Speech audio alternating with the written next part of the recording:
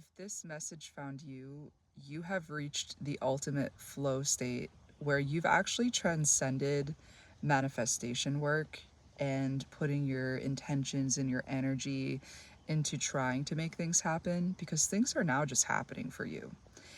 All you have to do is think about something and then you see it in your reality, because you are syncing up like this. Your inner world and outer worlds, they're no longer divided. And that's why in the past it might have been so hard for you to feel like you could get what you wanted out of life, because it was like inside you saw yourself in a certain light, but the way you were moving, the types of people and environments you were associating with, the actions you were taking didn't line up with that inner vision for yourself. And I think also that inner vision could have been poisoned by some of the ego struggles we all go through. And I feel like now you're at a place where, sure, you might have to go through more ego deaths, but like you've gone through so many at this point that it's not really a big deal. It's like, okay, God, you want to humble me today, bring it on, because I know that this is for my highest good. And it's like the Rolling Stones song, sometimes you don't get what you want, but you get what you need. If you try sometimes, you get what you need. And I think that there's been so much trying and effort you've put into creating what you do need.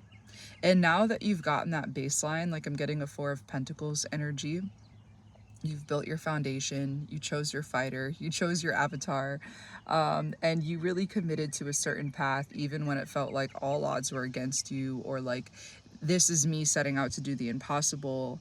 You somehow found a way to make it work. I'm getting the song My Way by Frank Sinatra. I did it my way. And you certainly did.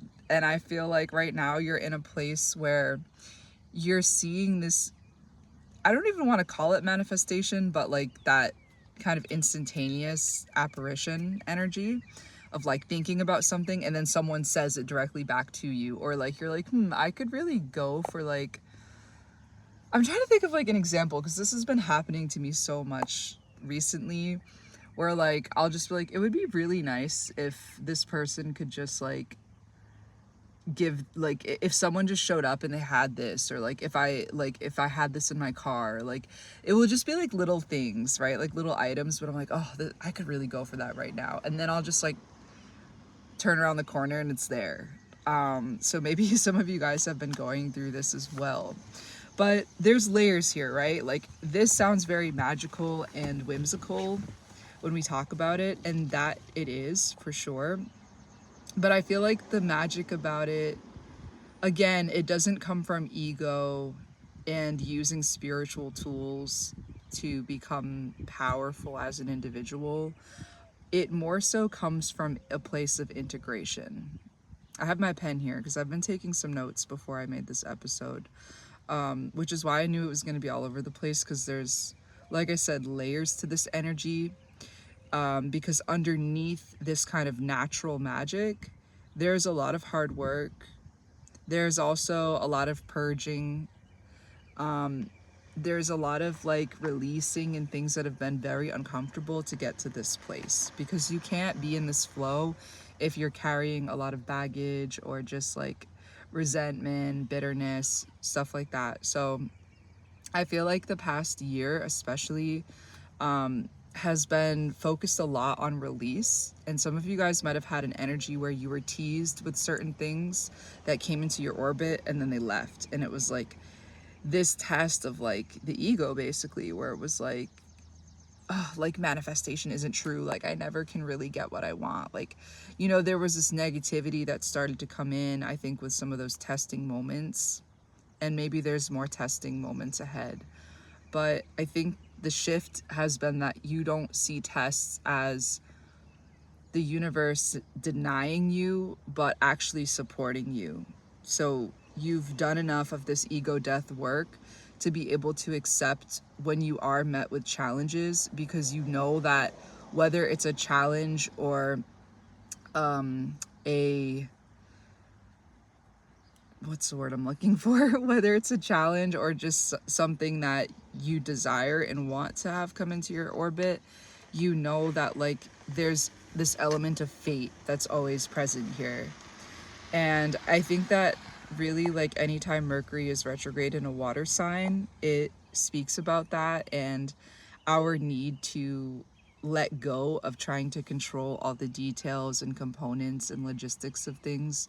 And even when it comes to communication, like, yeah, we can take back control over our narrative and how we're expressing ourselves, but we don't have to try to micromanage like how people are gonna show up in interactions and try to script everything.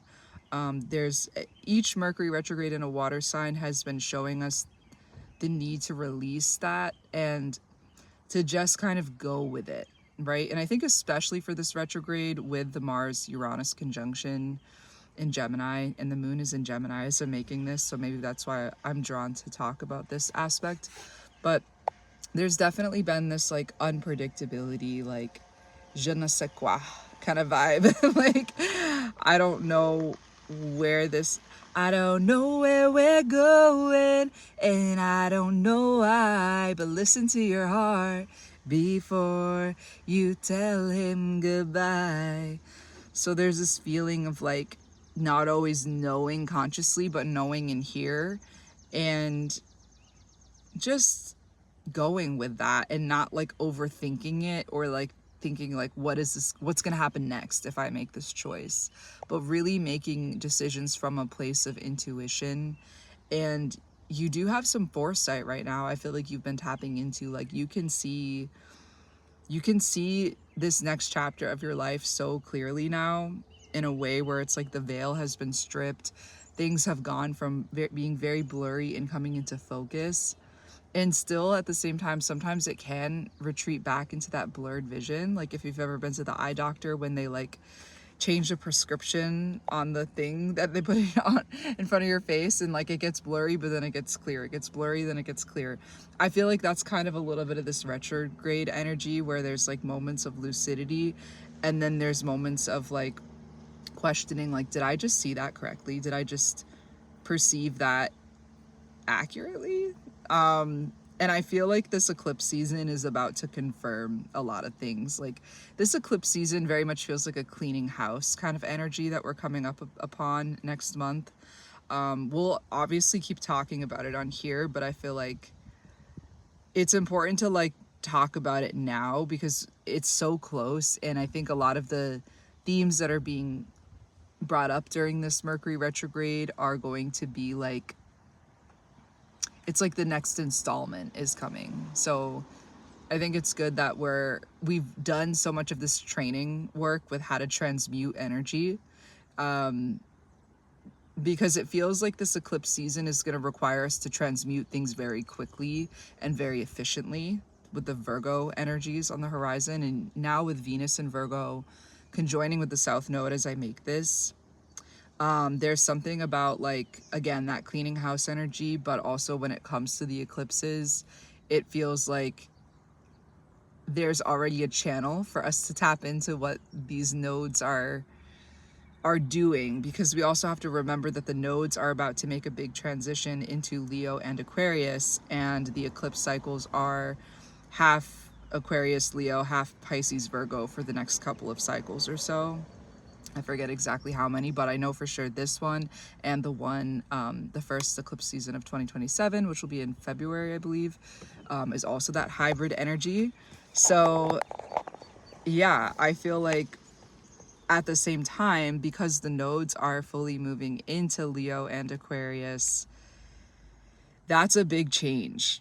And I feel like this retrograde is asking us to review what has come up in past eclipse cycles. Like, I've been very drawn lately to thinking specifically about what was going on last year in September, what was going on this past year, 2026, or this current year, sorry, 2026, what was going on in February and into March. Even, years prior to that,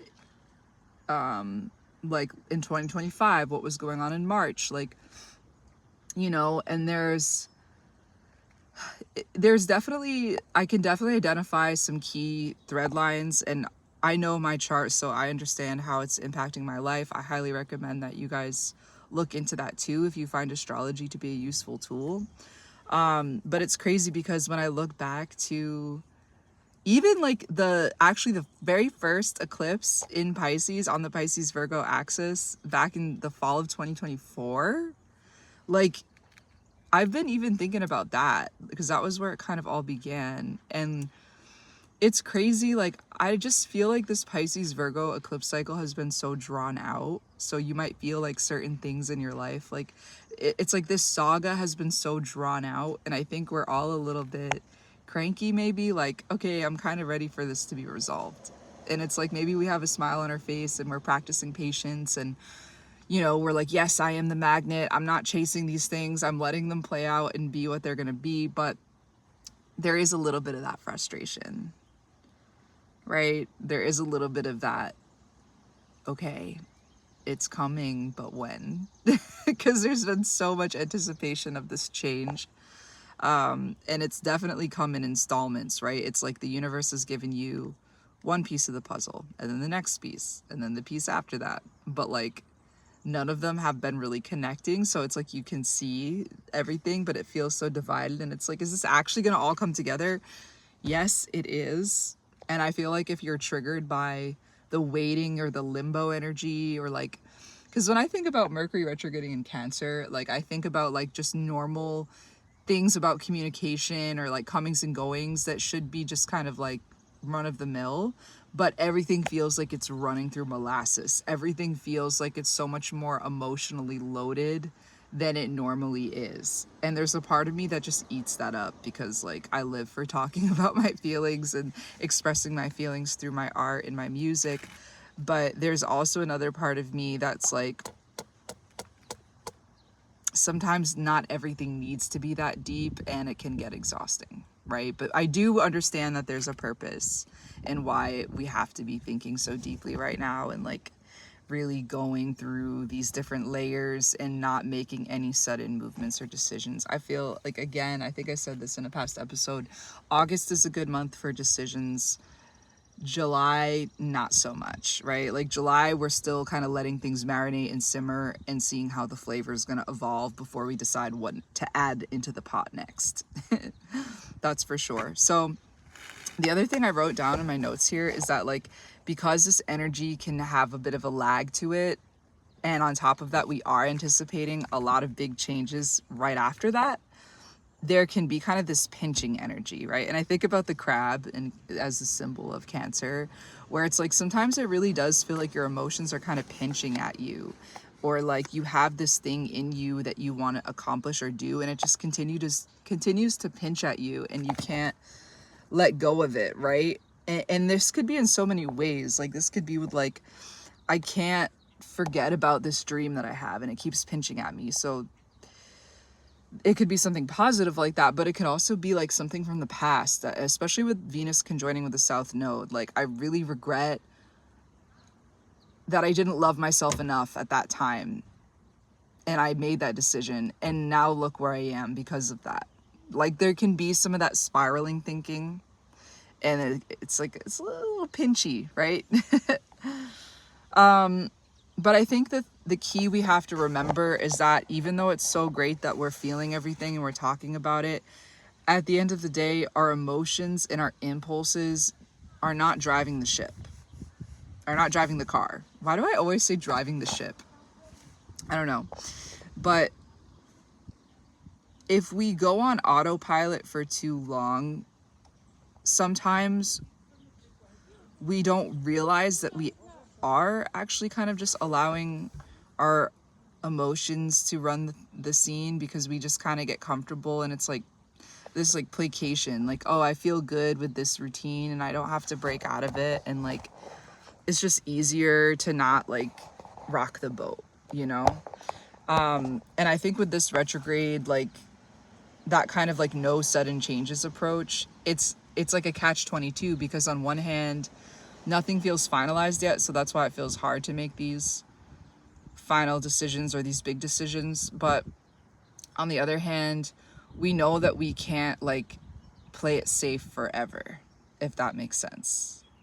So that's what this pinchy energy, like I know everyone always goes like this, but like maybe that's like, you know, the collective has been lately just feeling like we're getting down to the wire. We're in a bit of a pinch. And it feels like there might also be something about a time crunch right now that's relevant, like feeling like you need to figure something out by a certain time, or you only have so much time before, you know, you can do this, and then it's not going to be an opportunity anymore.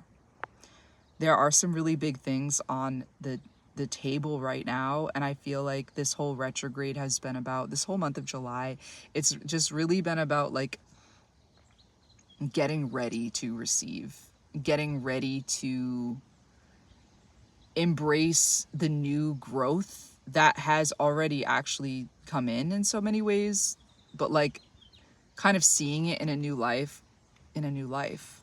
I meant to say new light, but it does feel like there's a lot of this new life energy, and we're kind of seeing that whole like new life that we are about to live ahead of us. But this retrograde has been a lot about making peace with the past, accepting how things have played out and where they have landed, and processing how you feel about that, but like not getting stuck in that either. Like we might be moving through molasses, but we're still moving. We're still trying to progress, even if it's like a step forward and then a step back and then a step forward, right?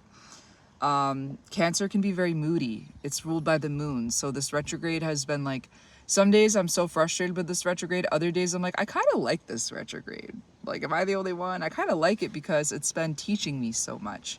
Cancer does give off like school teacher energy kind of vibes. Like there's something that Cancer has in common with Capricorn about having like a lot of wisdom and knowledge and experience and things to teach and nurture within us. So I feel like this retrograde has been a huge like teacher in a way, as well as just, yeah, like it's been packed. It's been jam packed with like a lot of these little lessons or observations if we are observant enough to pay attention to it. But if we get caught up too much in the story of like what is happening versus what's not happening that's attached to what we desire, that's where I think this retrograde can mess with us a little bit, because it's like, oh, like it's there but then it's not, right? The shapeshifter energy of Cancer, and really of all water signs just, they can take on a new form so quickly, you know.